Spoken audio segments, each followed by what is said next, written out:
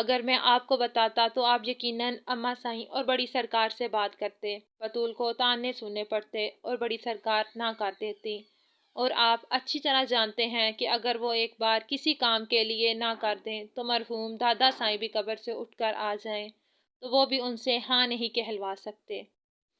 لہٰذا مجھے یہ سارا ڈرامہ رچانا پڑا۔ یوشے اب پیچھے ہاتھ باندھے بالکل سنجیدہ کھڑا تھا، جبکہ آکاشا ببل چبانے میں مصروف تھا۔ اس معصوم کو بیچ میں کیوں گھسیٹا؟ حیدر افندی نے آکاشا کی طرف اشارہ کیا۔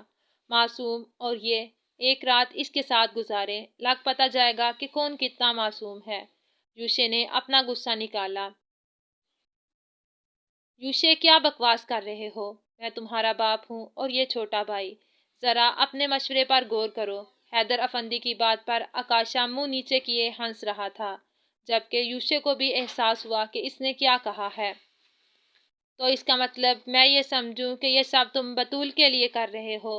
حیدر افندی نے پوچھا۔ ہاں، ظاہری سی بات ہے، یوشے نے کاندھے اچکائے۔ تو پھر یہ ماسٹر کی بیٹی کہاں ہے؟ حیدر افندی نے یوشے سے پوچھا، مگر جواب آکاشا نے دیا۔ بکری کے بچے کے ساتھ پورے علاقے میں کھیل کود کر رہی ہیں۔ میں نے خود آج پہلی بار دیکھا ہے۔ ویسے اس فسادی سے اچھی ہے، کم از کم کھیلوں میں تو دلچسپی رکھتی ہے۔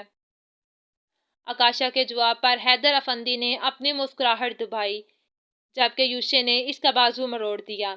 کمینے ذلیل، تجھے تو میں جیپ میں چھوڑ کر گیا تھا، پھر میرا پیچھا کیوں کیا؟ یوشے نے اس سے پوچھا، جبکہ آکاشا چیخا۔ میری آنکھیں دور تک دیکھتی ہیں، اب میں کیا کروں؟ ویسے بھی میری جگہ کوئی اور بھی ہوتا تو سمجھ جاتا۔ سردار یوشے حیدر افندی صرف ایک بکری کے پیچھے تو جانے سے رہے، آکاشا نے دہائی دیتے ہوئے جواب دیا۔ حیدر افندی دونوں بھائیوں پر مسکراتے ہوئے ڈیرے سے باہر نکل گئے، کیونکہ اب انہوں نے بہت سے الٹے کام سیدھے کرنے تھے۔ وہ ماضی کی غلطیوں کو دہرانا نہیں چاہتے تھے، جبکہ ڈیرے کے باہر تک بھی یوشے اور آکاشا کے لڑنے کی آوازیں آ رہی تھیں۔ جذبے سچے ہوں تو منزل مل ہی جاتی ہے۔ دیکھا تم نے، میں جیت گئی اور تم ہار گئے۔ بطول اپنے کمرے میں بیٹھی نوید سے مخاطب تھی۔ ویسے مجھے پہلے ہی حیدر چچا سے بات کرنی چاہیے تھی، انہوں نے کتنے پیار سے میری بات سنی۔ اللہ جی میرے چچا کو ان کی عدن سے ملا دیں، آمین۔ بطول نے معصومیت سے اوپر دیکھتے ہوئے دعا مانگی۔ ایک زوردار دھماکے سے دروازہ کھلا۔ بطول جو اپنی دھن میں مگن تھی، یوشے کو لال انگارہ آنکھوں سے گھورتا دیکھ کر ڈر گئی۔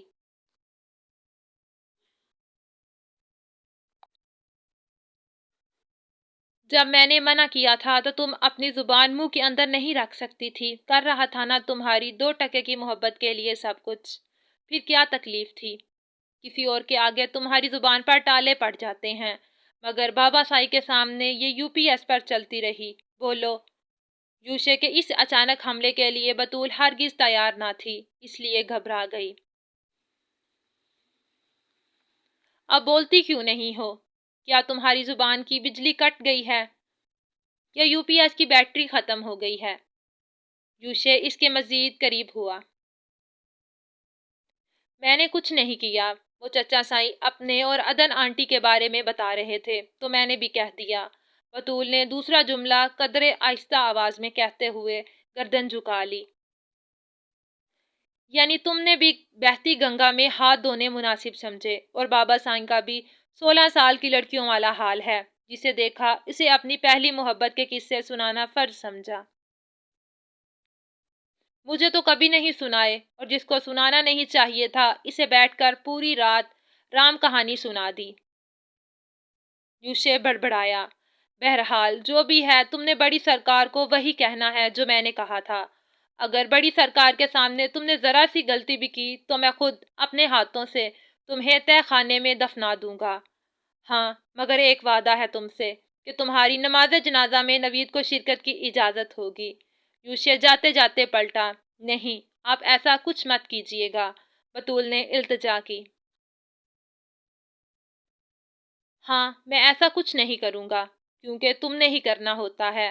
واہ بطول بی بی واہ! تمہاری سائنس، یوشے نے طنز کیا۔ پکا وعدہ، اب میں کچھ بھی اپنے پاس سے نہیں کروں گی، جیسا آپ نے کہا ہے ویسا ہی کروں گی۔ بطول کے چہرے پر اس وقت خوف، اداسی اور نوید سے بچھڑنے کا خطرہ صاف دکھائی دے رہا تھا۔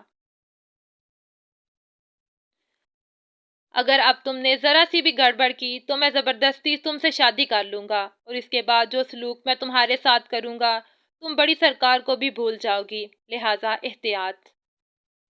یوشے نے بطول کے آگے چٹکی بجائی اور کمرے سے باہر نکل گیا۔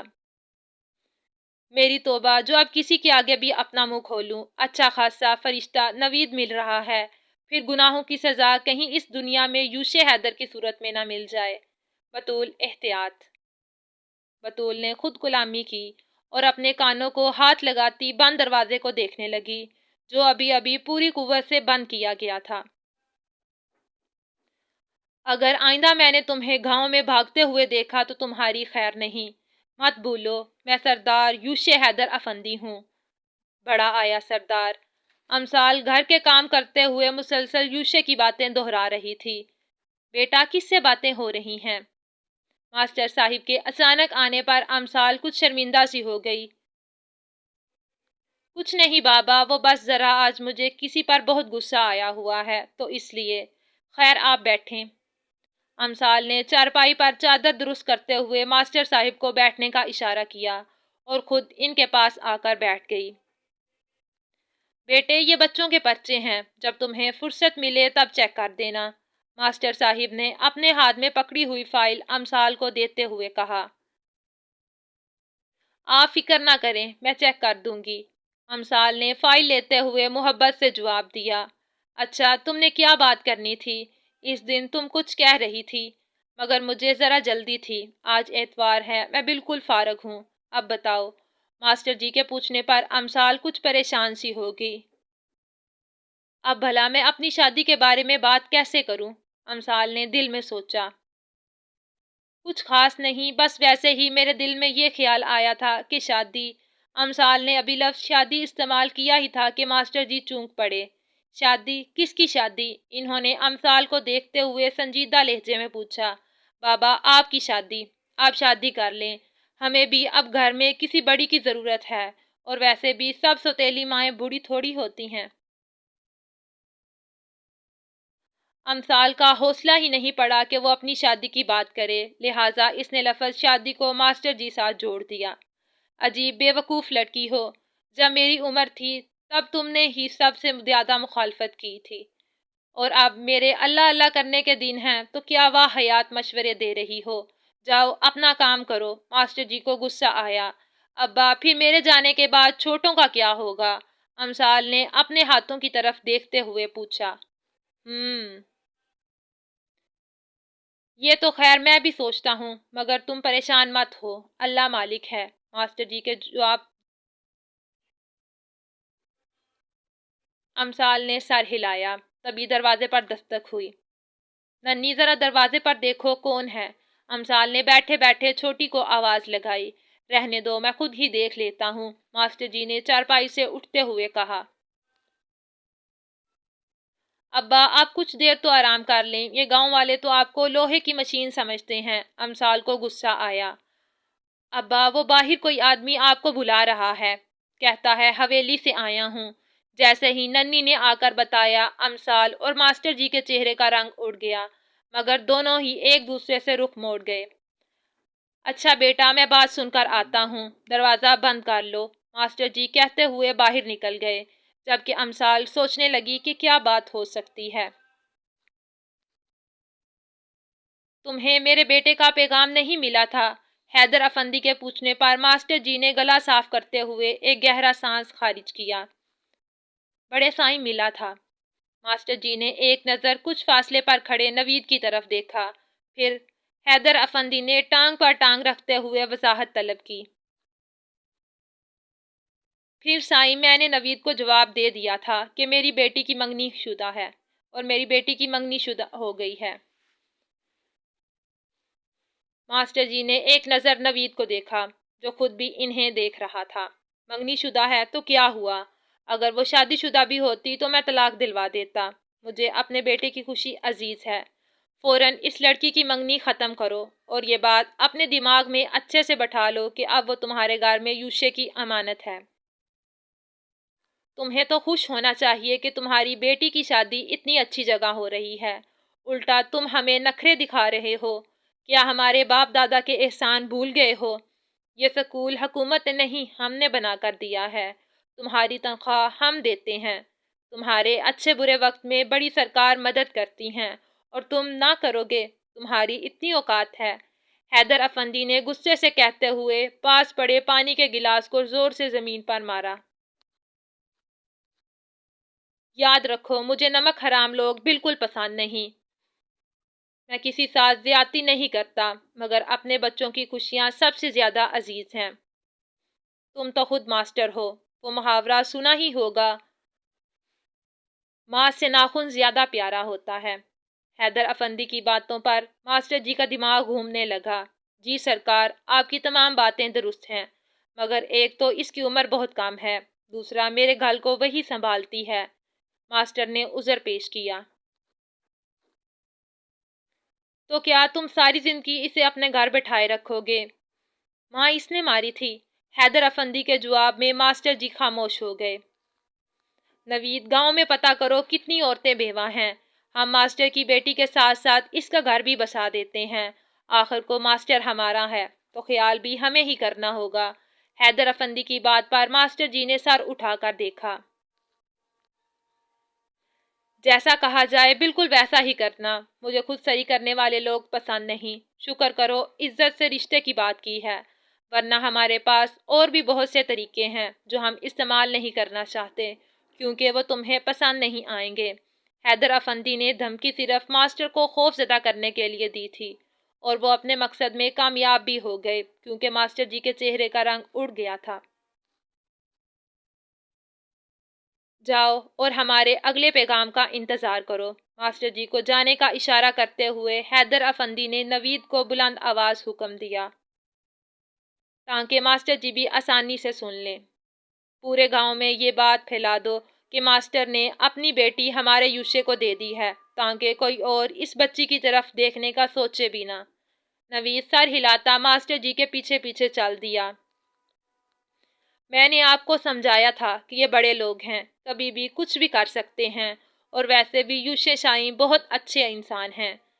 آپ پریشان نہ ہوں۔ نوید نے کاندھے پر ہاتھ رکھتے ہوئے ماسٹر جی کو تسلی دی۔ نوید ماسٹر جی کو تسلی دیتے ہوئے گھر تک آیا تھا تاکہ وہ امثال سے بات کر سکے۔ نوید بیٹا، آپ کا بہت بہت شکریہ، میں اب بالکل ٹھیک ہوں، اب تم جا سکتے ہو۔ ایسے ہی تم نے اپنا وقت برباد کیا، ماسٹر جی نے دروازے پر رکتے ہوئے نوید سے کہا۔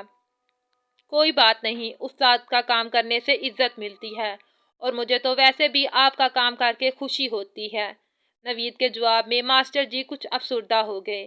آپ پریشان نہ ہوں، سب ٹھیک ہوگا۔ نوید کے کہنے پہ ماسٹر جی سر ہلاتے جانے لگے، تب نوید نے پکارا، ماسٹر جی ایک گلاس پانی مل جائے گا؟ نوید نے بہانہ بنایا۔ امثال بیٹا، نوید کو ایک گلاس پانی دو۔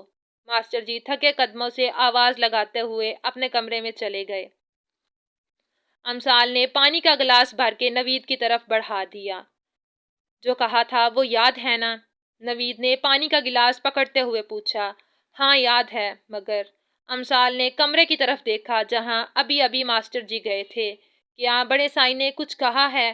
امثال نے رازداری سے پوچھا۔ کچھ نہیں، بہت کچھ کہا ہے۔ فی الحال ماسٹر جی کو چھیڑنا نہ، مگر تمہارے لیے ایک خوشخبری بھی ہے۔ نوید نے گلاس پانی پیے بغیر ہی واپس کیا، جس پر امثال کا دل تیزی سے دھڑکنے لگا۔ تمہاری نئی اماں آ رہی ہے، مجھے بڑی سائی نے ماسٹر جی کی شادی کا کام سونپا ہے۔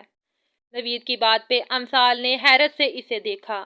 بالکل سچ کہہ رہا ہوں، اب اگر تمہیں کوئی خاتون پسند ہے تو بتا دو، مجھے آسانی رہے گی مجھے۔ نوید کی بات پر امثال بالکل سن کھڑی اسے دیکھ رہی تھی۔ شاید تم کوئی اور خوشخبری سننا چاہ رہی ہو، نوید نے سوچتے ہوئے پوچھا۔ جی نہیں، مجھے کسی قسم کی کوئی خوشخبری نہیں چاہیے، اب آپ جا سکتے ہیں، امثال نے کہتے ہوئے باہر کی طرف دیکھا۔ ویسے آپ سوچ لیں کہ پہلے اپنے ابا کی شادی کرنی ہے یا اپنی، کیونکہ اب یوشے سائیں کے علاوہ بڑے سائیں بھی سیریس ہیں۔ نوید کہتا ہوا باہر نکل گیا، جبکہ امثال نے دروازہ بند کیا اور ماسٹر جی کی طرف چلی آئی۔ ابا کیا ہوا ہے؟ بڑی سائیں نے کیا کہا ہے؟ امثال نے ماسٹر جی کو اپنا سر دباتے دیکھ کر پوچھا۔ کچھ نہیں میری بیٹی، تم پریشان مت ہو اور مجھے ذرا آرام کرنے دو۔ ابا میں تو کہتی ہوں کہ ہم ملتان چلے جاتے ہیں، خالہ جی کے پاس، وہیں رہیں گے۔ یہاں رہیں تو کوئی نہ کوئی مصیبت آتی ہی رہے گی۔ امثال کے مشورے پر ماسٹر جی پھیکا سا مسکرائے۔ اگر وہ اتنے اچھے ہوتے تو دکھ کس بات کا تھا؟ ماسٹر جی کے جواب پر امثال کمرے سے باہر نکل گئی۔ میں خود بات کروں گی اس سردار کے بچے سے، صبح حویلی جاؤں گی، بلکہ بڑی سرکار سے ان کے پوتے کی شکایت کروں گی کہ آپ کے پوتے کو ہم غریب ہی ملے ہیں، اپنے برابر والوں میں کیوں رشتہ نہیں کر رہے؟ پھر دیکھتی ہوں کہ کیسے کرتے ہیں مجھ سے شادی۔ امثال نے ایک نظر اندر پریشان ہار لیٹے ماسٹر جی کی طرف دیکھا اور دوسری نظر اوپر آسمان کی طرف۔ پیارے اللہ جی میری مدد کرنا۔ آکاشا اب تم واپس آ رہے ہو یا پھر میں؟ عدن نے اپنا غصہ کنٹرول کرتے ہوئے پوچھا۔ آپ تو آ نہیں سکتی، لہٰذا مفت کی دھمکیاں اپنے پاس رکھیں۔ آکاشا چہکا۔ آکاشا واپس آ جاؤ۔ عدن کچھ نرم پڑی۔ ہاں ایسے بولے نا تاکہ میرا بھی دل کرے۔ آپ دھمکیاں لگا رہی ہیں تو پھر میں کیسے واپس آؤں گا؟ آکاشا نے واش روم سے نکلتے ہوئے یوشے کی طرف دیکھا۔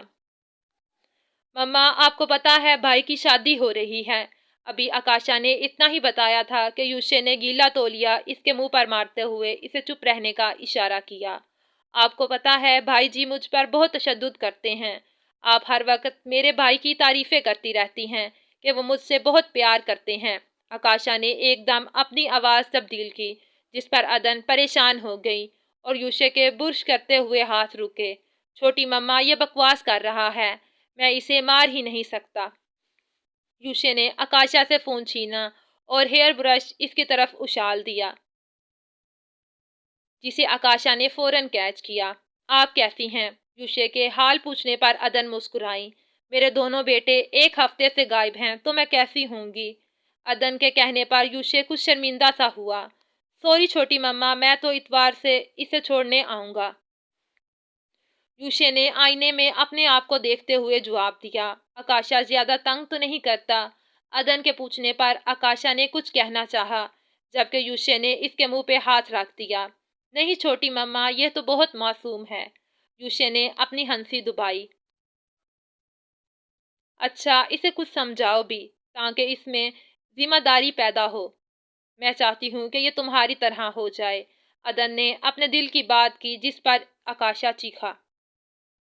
جی یہ تو اتنے ذمہ دار ہیں کہ گاؤں کی بکریوں کو بھی اکیلا گھومنے نہیں دیتے، انہیں بھی گھر چھوڑ کر آتے ہیں۔ آکاشا کی بات کا مطلب عدن کو سمجھ نہیں آیا، مگر یوشے نے اسے 2-3 مکے رسید کیے۔ چھوٹی مما آپ کو تو اس کی عادت کا پتہ ہے، آپ چھوڑیں اسے اور اپنی طبیعت کا خیال رکھیں۔ ہم اتوار کو آ رہے ہیں، اور ہاں آپ کے لیے ایک سرپرائز بھی ہے میرے پاس۔ یوشے کے لفظ سرپرائز پر عدن چونک پڑی۔ کیسا سرپرائز؟ عدن نے بے ساختہ پوچھا۔ یہی کہ بکری کے ساتھ ساتھ اس کی مالکن بھی انہیں پسند آ گئی ہے۔ مما یہ لوگوں کی بچیوں پر آنکھ رکھتے ہیں، ان کے پیچھے جاتے ہیں۔ کبھی میں نے ایسی حرکتیں کی ہیں؟ پھر بھی آپ میری تعریف نہیں کرتی۔ یوشے نے آکاشا کے منہ پر ہاتھ رکھا، مگر وہ چیخ رہا تھا۔ مما یہ بکواس کر رہا ہے، آپ اس کی کسی بات پر دھیان مت دیں، میں ایسا نہیں ہوں۔ یوشے نے کہتے ہوئے کال کاٹ دی۔ تیری تو۔ کال بند کرتے ہی یوشے نے آکاشا کی پٹائی شروع کر دی۔ عجیب شخص ہے، پل میں تولا پل میں ماشا۔ مگر میں کیوں اس کے بارے میں سوچ رہی ہوں؟ کیا میں اسے مس کر رہی ہوں؟ ماہم نے نہ چاہتے ہوئے بھی آکاشا کے بارے میں سوچ رہی تھی۔ کس کے خیالوں میں گم ہو؟ حرم نے چائے کی ٹرے کارپٹ پر رکھتے ہوئے ماہم کے آگے چٹکی بجائی۔ کچھ خاص نہیں، بس ویسے ہی۔ ماہم کے جواب پر حرم نے اسے گھٹتے ہوئے چائے کا کپ دیا۔